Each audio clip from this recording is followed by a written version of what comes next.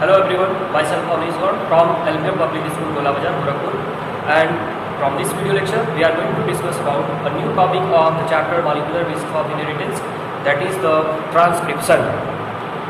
So let us start the transcription process. Transcription, and it is the process, or it is the second process occurring central dogma. Central dogma का ये second process है, and it is the process of making RNA from DNA. Okay, from DNA, the formation of RNA, it is called the transcription. Means DNA to RNA, it is called transcription. अभी हम लोग जो है DNA to DNA complete कर चुके हैं. How DNA is able to form DNA by the process of replication, and now the transcription, the transfer of the genetic information from DNA strand to RNA. DNA strand से जो है अब information transfer हो रहा है किसमें? RNA में. Okay, and that process is called transcription.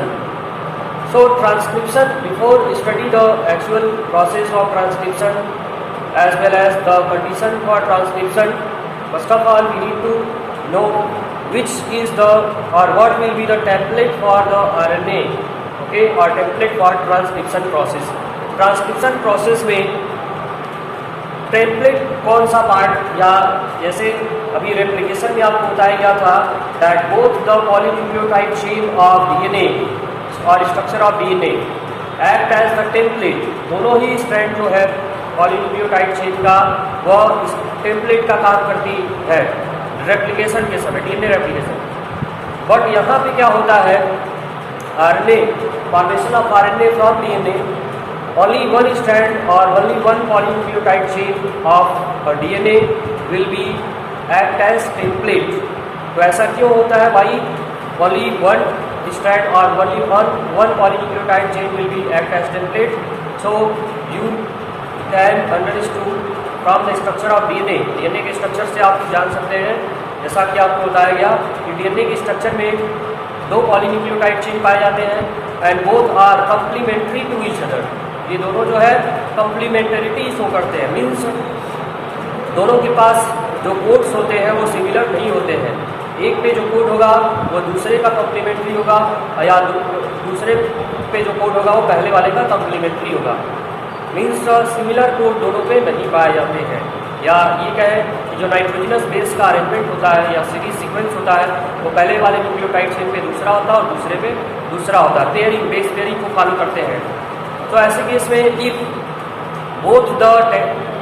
both the polynucleotide chain of DNA will be act as the template, so then there will be possibility of making of two RNA from a single segment of DNA. एक single segment of DNA या एक single gene से दो RNA का formation होगा, दो तरह के RNA का फॉर्मेशन होगा, and two types of RNA will leads to the synthesis of two type of protein which is not actually observed in the case of genetic material. Genetic material या DNA या gene की case में क्या होता है, एक gene, single gene जो है सिंगल कैरेक्टरिस्टिक के लिए रिस्पॉन्सिबल होता है, सिंगल प्रोटीन के लिए रिस्पॉन्सिबल होता है. तो ऐसे केस में अगर ये दोनों पॉलीन्यूक्लियोटाइड चेन टेम्पलेट की तरह से काम करेंगे तो दो प्रोटीन बनेंगे, दो तरह का प्रोटीन बनने की पॉसिबिलिटी होगी जो कि पॉसिबल नहीं है. ओके, और दूसरा चीज़ जो है जो जीन का कॉन्सेप्ट होगा वहाँ से ही डिस्टर्ब होगा. सो ऐसे केस में डीएनए का जो चेन होता है वो हेलिक्स होता है, उसमें से डीएनए के हेलिक्स में से सिंगल पॉलीन्यूक्लियोटाइड चेन ही जो है टेम्पलेट का काम करता है. तो ये टेम्पलेट कैसे बनता है, तो देखिए पहले हम डीएनए का टेम्पलेट और दो पार्ट आप स्टडी करेंगे. During the transcription you will be observe there are two name provided to each polynucleotide chain of DNA. DNA के पॉलीन्यूक्लियोटाइड चेन दो होते हैं और दोनों को अलग अलग नाम दिया गया है. एक को दिया गया है कोडिंग स्ट्रैंड और दूसरे को दिया गया है टेम्पलेट स्ट्रैंड. तो देखिए यहाँ पे ध्यान देते हैं कि टेम्पलेट और कोडिंग स्ट्रैंड कैसे क्रिएट होगा. तो यहाँ पे आप देखेंगे कि डीएनए का स्ट्रैंड है suppose double strand 1 3 prime 5 prime direction and another with 5 prime 3 prime direction. Okay, एक स्ट्रैंड जो है 3 प्राइम टू 5 प्राइम और दूसरा जो है 5 प्राइम टू 3 प्राइम होगा, जो कि एंटी पोलैरिटी शो करेगा।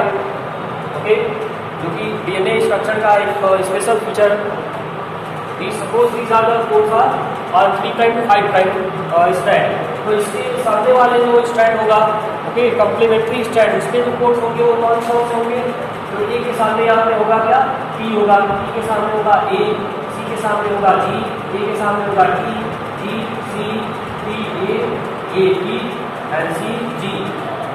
सो दीज आर द कोड्स और बोथ द स्ट्रैंड। ये एक पॉसिबल कोड्स को दिखाया गया है। So 3 prime to 5 prime and 5 prime to 3 prime, ये दो सपोज करेंगे कि दो पॉलीन्यूक्लियोटाइड की चेन है डीएनए का स्ट्रैंड, ये double stranded DNA, double strand DNA. Okay, so on the double strand DNA, as in the case of DNA replication, the DNA polymerase catalyze the newly synthesized chain in 5 prime to 3 prime direction.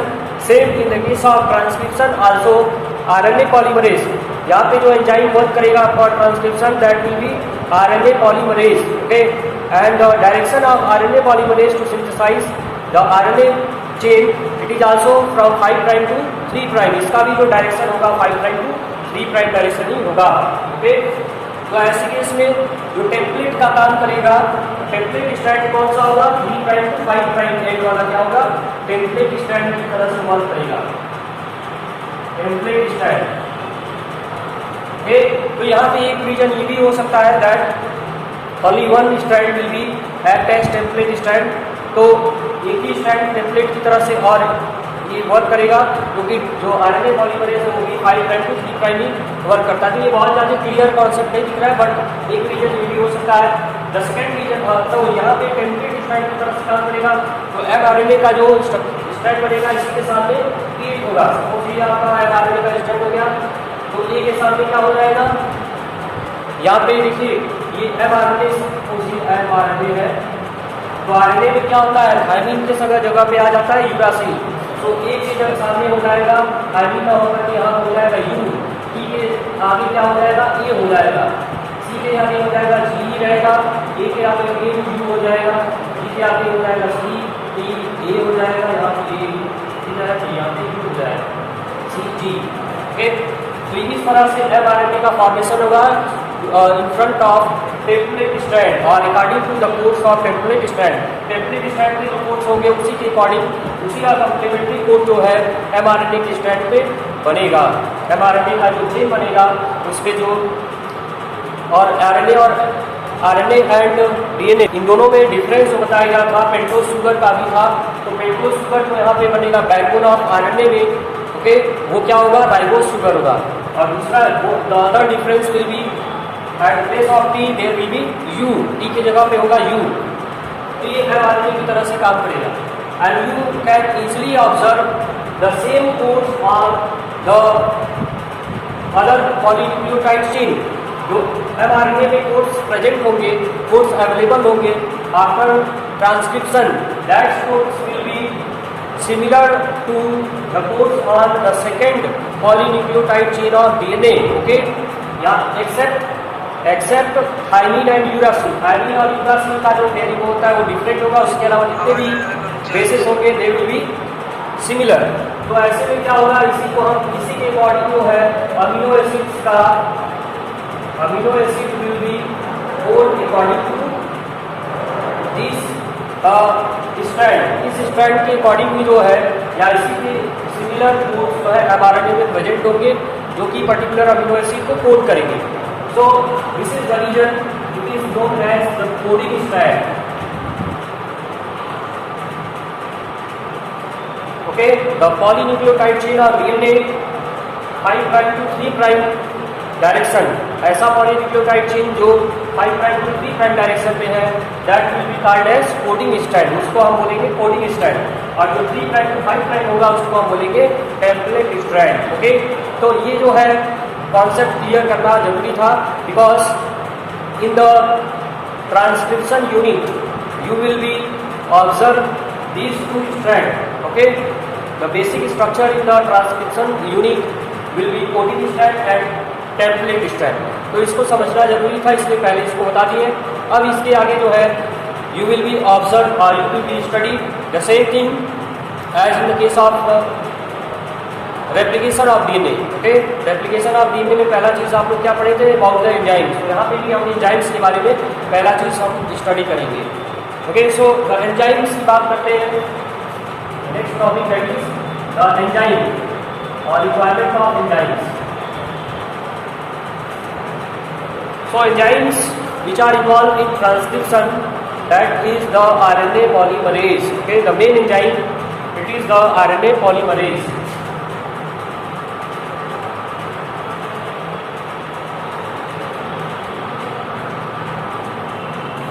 Which is also a DNA dependent RNA polymerase, जो कि DNA dependent RNA polymerase होता है. And RNA polymerase in both prokaryotes as well as eukaryotes will be different. Okay, दोनों में ही जो है RNA polymerase different होगा. पहले हम बात करते हैं prokaryotes की. In prokaryotes,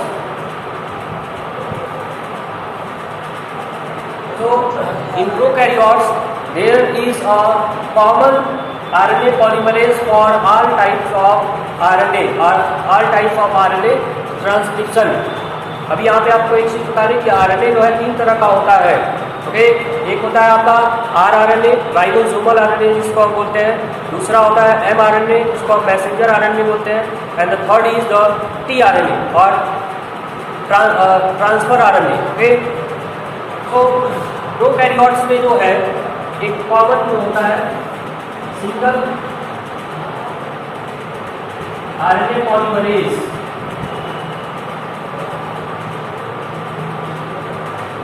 for all the RNA, that is rRNA, mRNA, and it is not actually the mRNA. mRNA is the mature form, but with the transcription process, the precursor of mRNA, mRNA का precursor एक होता है जिसको हम बोलते हैं hnRNA. So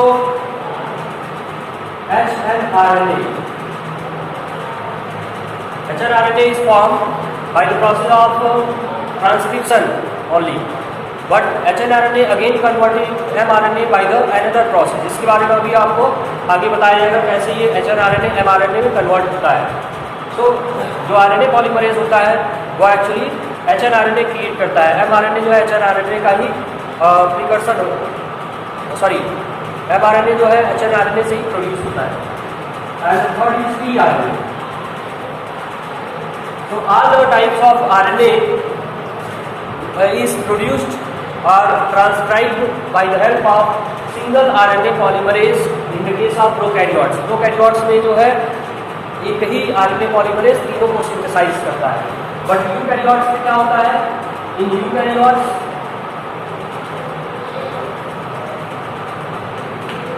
eukaryotes there are 3 types of RNA polymerase for all types of or for each types of RNA. जितने भी टाइप्स ऑफ RNA होते हैं उन सबके लिए एक एक जो है RNA पॉलीमरेज पाया जाता है for transcription process.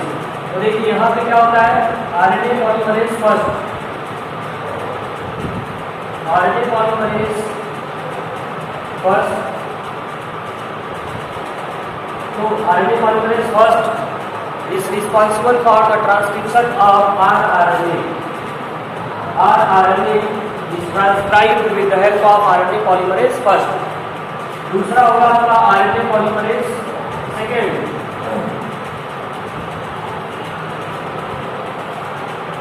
RNA polymerase second, and RNA polymerase second is responsible for the transcription of hnRNA. हेटेरोन्यूक्लियर RNA जिसको हम बोलते हैं hnRNA का फुल फॉर्म होता है. While third is the RNA polymerase third.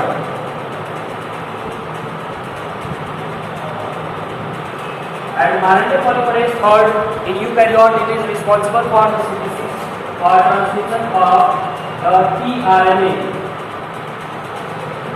tRNA is transcribed with the help of RNA polymerase third. So here you can easily observe these are the 3 types of RNA polymerase, first, second, third. for all the types of RNA in the case of eukaryote, but in prokaryotes a single is responsible for all types of RNA. Okay, so about the transcription unit.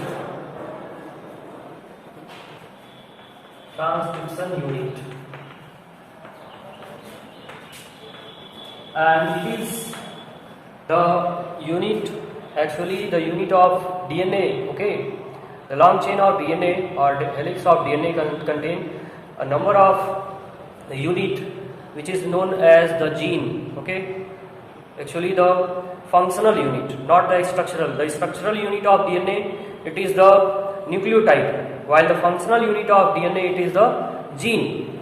So gene may be act as the transcription unit, उसी को हम transcription unit बोल सकते हैं. So in the transcription unit we can observe the given structure. अभी इसको हम देखते हैं. So in the transcription unit there will be two strands of DNA, polynucleotide chain, two polynucleotide chain, one with 3 prime 5 prime end, 3 prime to 5 prime end, ये आपका एक हो गया, और दूसरा जो है 5 prime to 3 prime. ओके, तो ये जो है एंटी पोलैरिटी वाला शो करेगा. एक्चुअली ये एरो जो हम दिखाएंगे 5 प्राइम टू 3 प्राइम, क्योंकि ये जो फॉर्मेशन सिंथेसिस होता है इसको दिखा रहा है. तो सिंथेसिस ऑफ पॉलीन्यूक्लियोटाइड चेन जो है 5 प्राइम टू 3 प्राइम होता है, तो उसका डायरेक्शन इधर की तरफ और इसका जो है उस साइड की तरफ होगा. And in the transcription unit there are 3 structure. Okay, there are 3 structure in transcription unit. The first is the promoter. The first structure in the transcription unit is the promoter, and promoter is the initiation flank.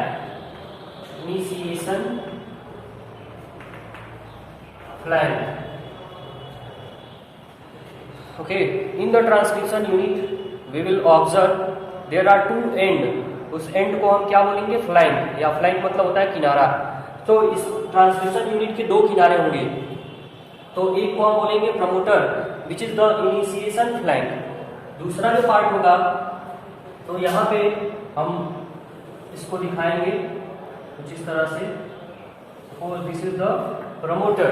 तो promoter एक ऐसे area होते हैं DNA के stand पे जो कुछ particular codes को कैरी करते हैं, तो उसी को हम प्रमोटर बोल देते हैं. ओके, और उसी प्रमोटर रीजन में ही जो है आरएनए पॉलीमरेज जो कि ट्रांसक्रिप्शन प्रोसेस को अंडरगो करेगा. ओके, वो आरएनए पॉलीमरेज इसी रीजन में आकर इससे अटैच होता है for the process of transcription.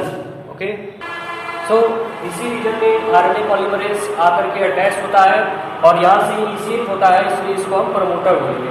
Second is known as, और एक चीज और यहाँ पे कंफर्म कर देना है, 3 प्राइम टू 5 प्राइम वाला जो पार्ट होगा is the template strand,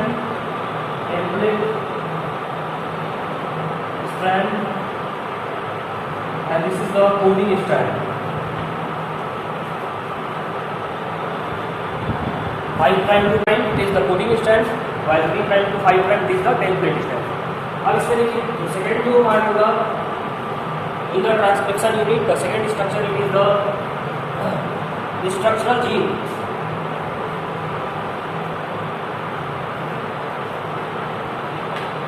So structural gene is the main part of transcriptional unit through which the formation of RNA take place or synthesis of RNA take place. जहाँ पर transcription actually में होगा, chain of RNA बनेगा, उस reason को हम बोलेंगे structural gene, जो कि कहाँ पे होगा? इस रीजन में. अभी इसको रिप्रेजेंट करना है. और तीसरा जो पार्ट होगा that is terminator. Okay, as the name terminator, it is responsible to terminate the chain of RNA. RNA की चेन को टर्मिनेट, जब ये कंप्लीट हो जाएगा RNA का चेन, उसको टर्मिनेट करने का काम करता है कौन? Terminator. Means it is the end flank. तो आखिरी किनारा होगा, मीन्स एंड वाला जो किनारा होगा उसको हम बोलेंगे टर्मिनेटर. तो टर्मिनेटर आपका एंड पार्ट से पाया जाएगा. Okay, and between the promoter and terminator, this region is known as the structural gene. This is the structural gene. Okay, so this is a complete transcription unit on the structure of DNA. Structure of DNA में एक छोटा सा segment होगा, okay, functional segment, उसी को हम बोलेंगे transcription unit, और जिसमें ये तीन चीजें प्रेजेंट होगी। पहला होगा ये आपका प्रमोटर, और ये आपका प्रमोटर और टर्मिनेटर, ये होगा terminator. And between the promoter and terminator this is the structural gene. और स्ट्रक्चरल जीन में दो पार्ट होंगे, एक टेम्पलेट स्ट्रैंड होगा और एक प्रोटीन स्ट्रैंड होगा। And the process of transcription actually done along the template strand. Template strand के along ही जो है process of transcription perform होगा। ओके, यहाँ तक आपको okay. Monocistronic and polycistronic structural gene. So monocistronic में क्या होता है, जिसमें एक सिंगल सिस्ट्रॉन होगा। ओके, मोनोसिस्ट्रॉनिक में क्या होता है, वन सिस्ट्रॉन, एक सिंगल सिस्ट्रॉन जब होगा तो उसको हम मोनोसिस्ट्रॉनिक बोलेंगे। And it is found in eukaryotes. Eukaryotes में जो स्ट्रक्चरल जीन होता है it is monocistronic and single cistron. Okay, cistron means होता है जीन। सिस्ट्रॉन जो है एक्चुअली किसको रिप्रेजेंट करता है, it is similar to the gene, gene को ही रिप्रेजेंट करता है। यहाँ पे स्ट्रक्चरल जीन जो होता है उसी को हम सिस्ट्रॉन बोल सकते हैं। मतलब उसमें जो अगर जीन, अगर एक सिंगल जीन होगा तो उसको मोनोसिस्ट्रॉनिक बोलेंगे, और एक से ज़्यादा जीन होंगे तो उसको पॉलीसिस्ट्रॉनिक बोलेंगे। रिजल्ट है यहाँ पे पॉलीसिस्ट्रॉनिक में क्या होगा, main cistron, and it is found in prokaryotes. Okay, so a question may be arises in 1 marks or 2 marks, difference between monocistronic and polycistronic। Monocistronic और पॉलीसिस्ट्रॉनिक में कभी कभी ये डिफरेंस पूछा जा सकता है, तो इसको आप जो है एक्सप्लेन कर सकते हैं। अब आगे बढ़ते हैं step of transcription. Okay, recognition and initiation step, and this step is done with the help of two component. ये जो है स्टार्ट इनिशिएशन का काम या रिकॉग्निशन का काम कौन करता है। So for this purpose there are two factors, RNA polymerase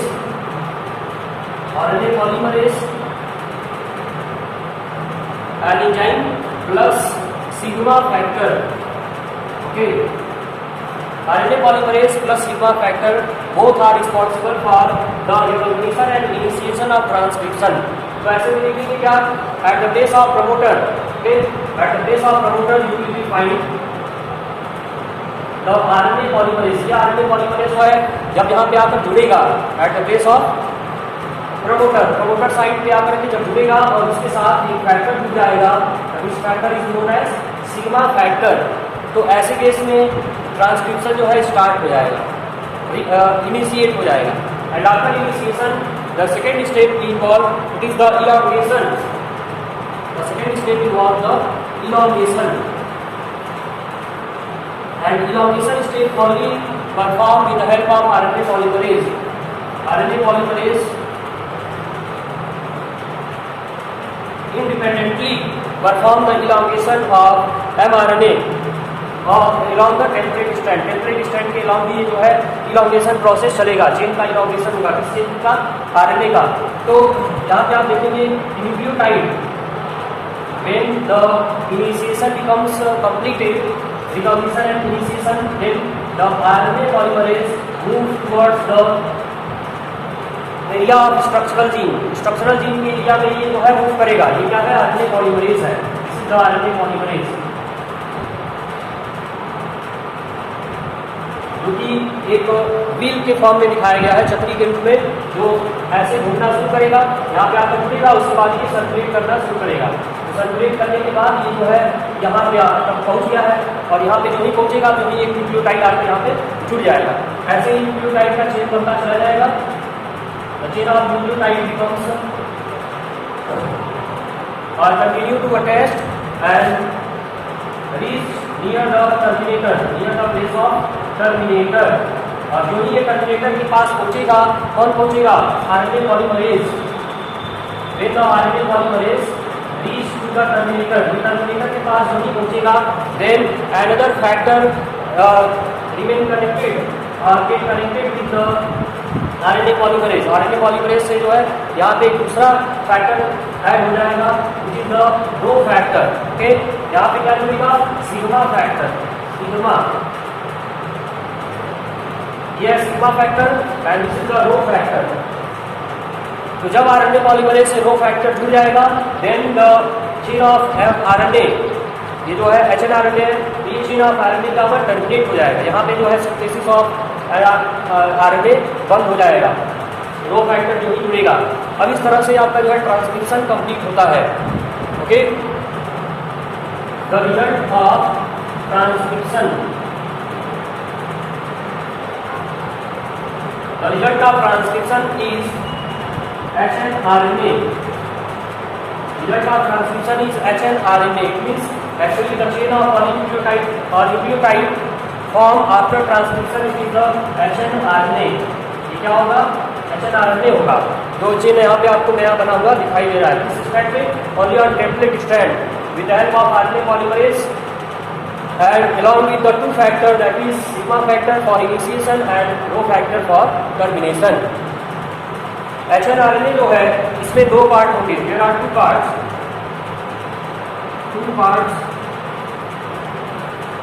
in hnRNA.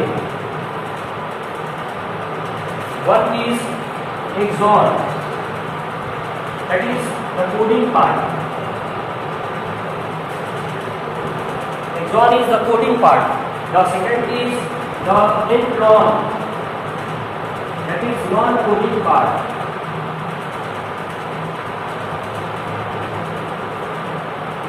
So these are the two parts of HNRNA, and after removing the non-coding part from the HNRNA and rejoining the coding part together, ये coding part जिसको हम axon बोलेंगे उसको फिर से जोड़ दिया जाए और नॉन कोडिंग को रिमूव कर दिया जाए। जैसे मान लीजिए यहाँ पे जो स्ट्रक्चर आपको दिख रहा है, इसी स्ट्रक्चर में आधे जो है, जैसे ये एक्सॉन हो गया, इंट्रॉन इंट्रॉन इंट्रॉन, ऐसे आपका जो है अल्टरनेटली ये पाए जा सकते हैं। वैसे कि इसमें इंट्रॉन को रिमूव किया जाएगा और एक्सॉन को जोड़ा जाएगा, तब हमको फ्रेश जो आरएनए होगा वो मिलेगा, दैट इज एमआरएनए। एमआरएनए हमको उसके बाद मिलेगा। तो अगला जो है दो step. So after this there will be two steps to get the mRNA from HNRNA। HNRNA से mRNA फाइंड आउट करने के लिए हमको जो है दो स्टेप दिखाना होगा। So to get a mature RNA, that is mRNA from HNRNA, we have to follow two steps. One is the splicing, and splicing involves the removal of intron and removal of intron and rebinding of exon।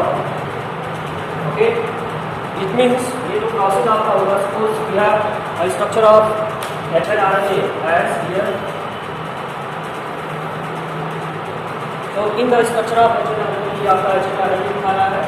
तो इस HNRNA के दो part होंगे।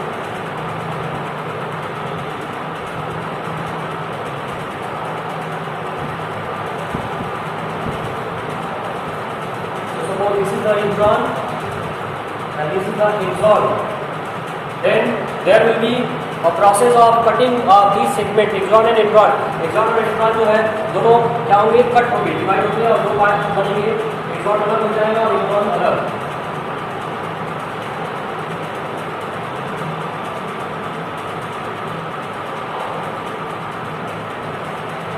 And this will be done with the help of an enzyme which is known as endonuclease। Endonuclease enzyme is responsible for the DNA segment। Suppose this is the different segment, intron and exon, which is cut with the help of endonuclease। Then the exon part becomes rejoined। All the exon becomes rejoined। ये सभी जो है axon part है। And this is taken with the help of ligase enzyme. Ligase enzyme is responsible for the rejoining. Then there will be capping and tailing.